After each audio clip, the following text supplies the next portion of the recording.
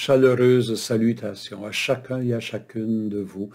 Mon nom est Paul-André Durocher, je suis l'archevêque de Gatineau.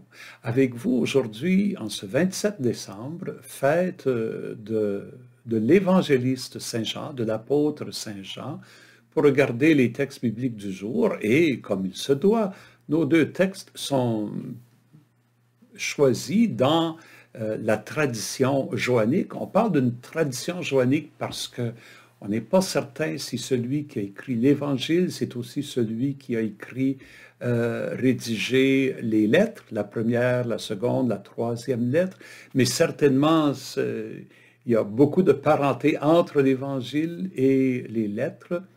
Et dans l'Évangile, l'Évangile de Saint Jean, on parle souvent du disciple bien-aimé. On n'est pas certain si c'est l'apôtre Saint Jean, jamais est-ce qu'il dit que c'est Jean, mais disons que la tradition s'entend pour voir dans le disciple bien-aimé celui qui se nomme Jean et qui est l'auteur de l'Évangile.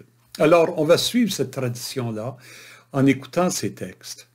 Nous commençons avec la première lettre de Jean, au chapitre 1, au verset 1 jusqu'à 4, donc au tout début de la lettre.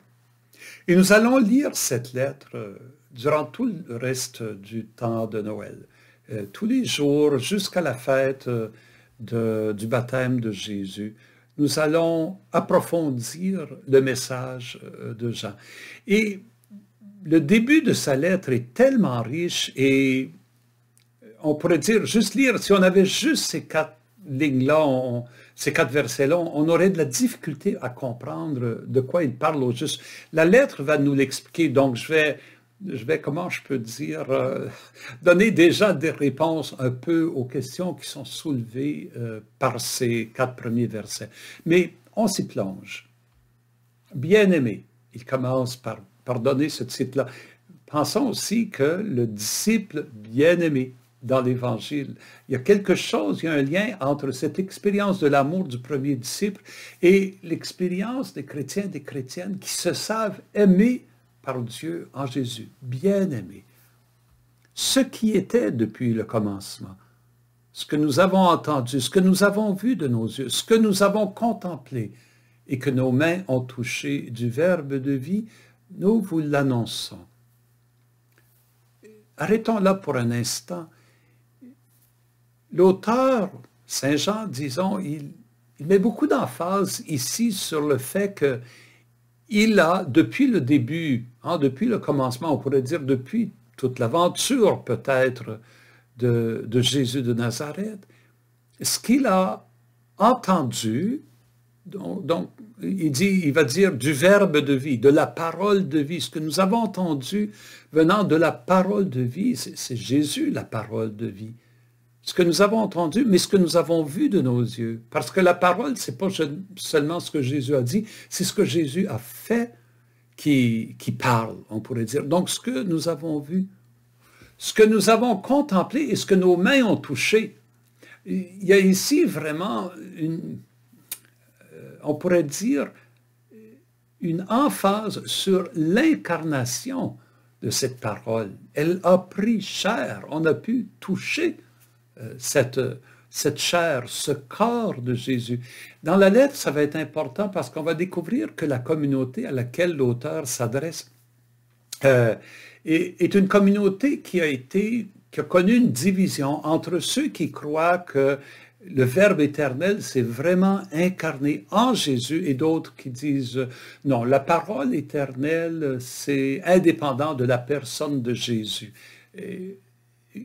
Dans le fond, la question, c'est quel est le rôle de Jésus et à quel point Dieu s'est-il vraiment incarné, a-t-il vraiment pris chair en Jésus de Nazareth? L'auteur, il est clair. Lui, il croit vraiment dans l'incarnation du Verbe éternel. Donc, ça va être son message. Et vous remarquez qu'il dit, nous vous l'annonçons. Qui est le nous de cet auteur? Il est associé à qui pendant qu'il écrit ça? Mais on va voir que ça va devenir clair aussi. Il est lié avec les premiers témoins, ces premiers disciples qui ont vu, qui ont entendu, qui ont touché Jésus. C'est la communauté, on pourrait dire, qui a été proche de Jésus dans les débuts. Cette lettre est probablement écrite 30, 40, peut-être 50 ans plus tard. Donc, elle est écrite à des gens qui n'ont pas eu cette expérience-là. Alors, il dit, nous l'avons eu. Donc, il écrit, on dirait, avec l'autorité de cette communauté, cette première communauté, il écrit à cette nouvelle communauté, nous vous l'annonçons. Oui, la vie s'est manifestée. Il a dit le verbe de vie, hein, des paroles clés dans l'école joannique, chez Saint Jean, des mots comme parole ou verbe et le mot vie. Oui, la vie s'est manifestée, nous l'avons vue, et nous rendons témoignage. C'est son rôle, lui, c'est de rendre témoignage à cette vie éternelle qui était auprès du Père et qui s'est manifestée à nous. Alors il continue, ce que nous avons vu et entendu, nous vous l'annonçons à vous aussi, pour que vous aussi, vous soyez en communion avec nous. On pourrait presque entendre Saint Jean, l'auteur, en train de dire « Je suis en communion avec cette première communauté originaire, peut-être plusieurs sont morts maintenant, mais il y avait cette communion en Jésus, et maintenant c'est une nouvelle génération de croyants. Ça serait important que vous aussi, vous soyez en communion avec nous. La communion que nous avons avec Jésus, c'est à travers nous qu'elle va passer pour s'étendre jusqu'à vous. Vous serez en communion avec Jésus si vous êtes en communion avec nous, la première communauté, les premiers croyants. C'est important pour nous aujourd'hui de comprendre ça, parce que comment connaissons-nous Jésus aujourd'hui? C'est à travers le témoignage, les lettres de Jean, l'évangile de Jean et les évangiles de Matthieu, de Luc, de Marc, les lettres de Paul. Nous sommes en communion avec Jésus parce que nous sommes en communion avec ses auteurs, ses premiers témoins. Donc, on voit ici déjà la transmission de la foi qui va de génération en génération à l'époque de la vie de cette première communauté. Oui, pour que vous soyez en communion avec nous. Or, nous sommes, nous aussi, en communion avec le Père et avec son Fils Jésus-Christ. Vous voyez, c'est ça, là, c'est cette communion, lui, là, avec le Fils Jésus, parce qu'il l'a connu, il a pu le toucher, il a pu en vivre. Et cette communion-là, maintenant, c'est en autres. Et nous vous écrivons cela afin que notre joie soit parfaite. En lisant ça, on pourrait dire, mais pourquoi notre joie, est-ce que la joie de ces lecteurs n'est pas importante? Mais oui, parce qu'ils sont en communion maintenant. Vous voyez, notre joie, ce n'est pas la joie juste de la première communauté, pas juste la joie de l'auteur, c'est la joie maintenant qui est partagée avec la nouvelle communauté. Cette joie-là, elle s'étend à nous, pour que notre joie soit parfaite, à nous qui sommes ici maintenant, dans le monde d'aujourd'hui. Cette joie doit rayonner à travers les siècles parce que nous sommes en communion les uns avec les autres. Passons à l'Évangile. Comme je l'ai dit, nous allons lire un extrait de l'Évangile de Saint Jean, cette fête de Saint Jean.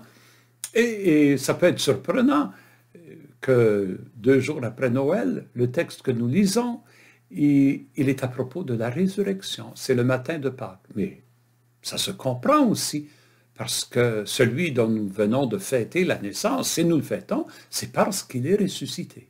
Alors, allons voir. Le premier jour de la semaine, donc c'est le dimanche, hein, le premier jour de la semaine, Marie-Madeleine courut trouver Simon-Pierre et l'autre disciple, celui que Jésus aimait, donc Saint Jean, et elle leur dit, on a enlevé le Seigneur de son tombeau et nous ne savons pas où on l'a déposé. Qu'est-ce qui est arrivé? Dans l'évangile de Saint Jean, il raconte que Marie-Madeleine s'est rendue, même avant que le soleil ne se lève, s'est rendue à la tombe, au tombeau de Jésus, et elle a vu que la pierre a été déplacée. Et sans rentrer dans la tombe, et sans rencontrer qui que ce soit, elle n'a pas d'apparition d'ange ou quoi que ce soit, sa conclusion, c'est quoi? Quelqu'un est venu voler le corps de Jésus. Donc, elle court le dire à Pierre, et Pierre est avec l'autre disciple, celui que Jésus aimait, et là, Bon, qu'est-ce que l'histoire raconte? Que Pierre partit donc avec l'autre disciple pour se rendre au tombeau. Ils couraient tous les deux ensemble. C'est intéressant, il y a vraiment un sens d'urgence, là, parce que Marie-Madeleine, en voyant la pierre enlevée, elle court trouver Pierre. Et Pierre, avec Jean, court au tombeau.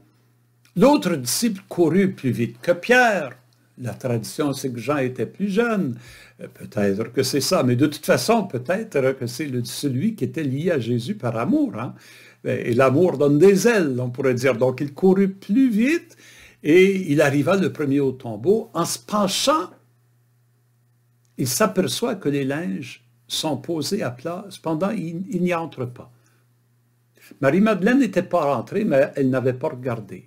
Le disciple que Jésus aime arrive, il n'entre pas, mais il regarde. Et il voit que les linges sont posés à plat, pliés. Tout de suite, on peut en conclure que le corps n'a pas été volé. Si le corps avait été volé, on aurait pris le corps, on serait parti avec. Si on avait décidé qu'on voulait, pour une raison ou pour une autre, enlever le linge qui entourait le corps de Jésus, on l'aurait enlevé, on l'aurait jeté à terre, puis on serait parti avec le corps. Pourquoi on aurait plié les linges? Non, les linges sont posés à plat. Cependant, il n'entre pas. Simon-Pierre, qui le suivait, arrive à son tour. Lui entre dans le tombeau et il aperçoit les linges posés à part et aussi le suaire qui avait entouré la tête de Jésus, non pas posé avec les linges, mais roulé et mis à part à sa place.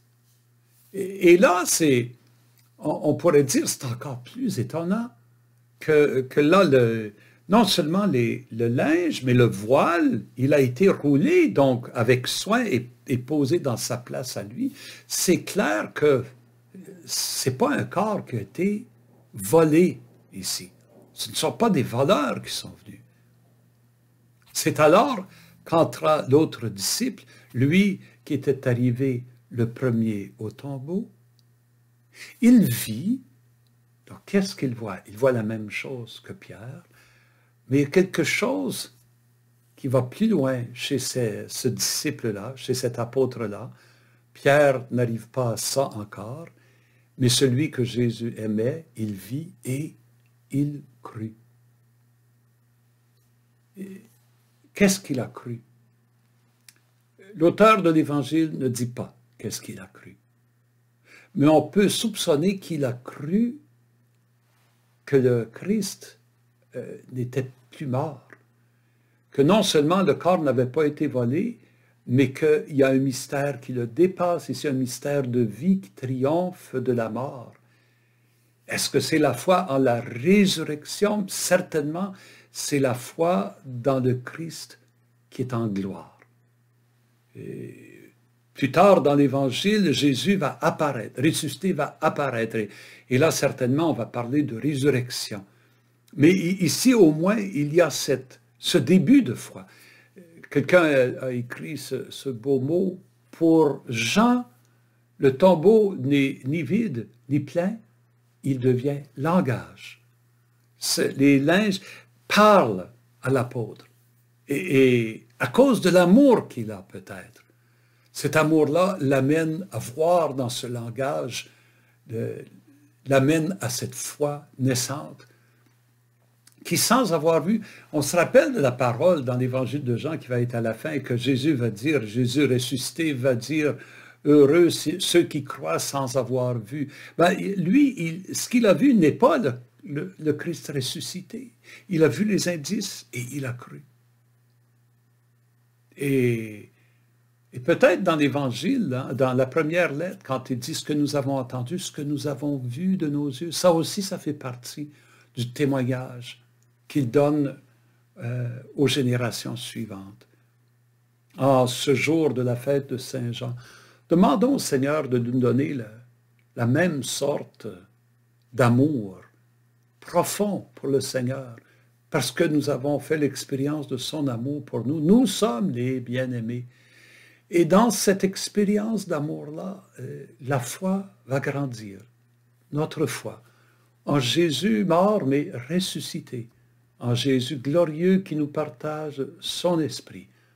en Jésus qui nous partage cette vie qui était dès le commencement et qui nous apportera pour l'éternité.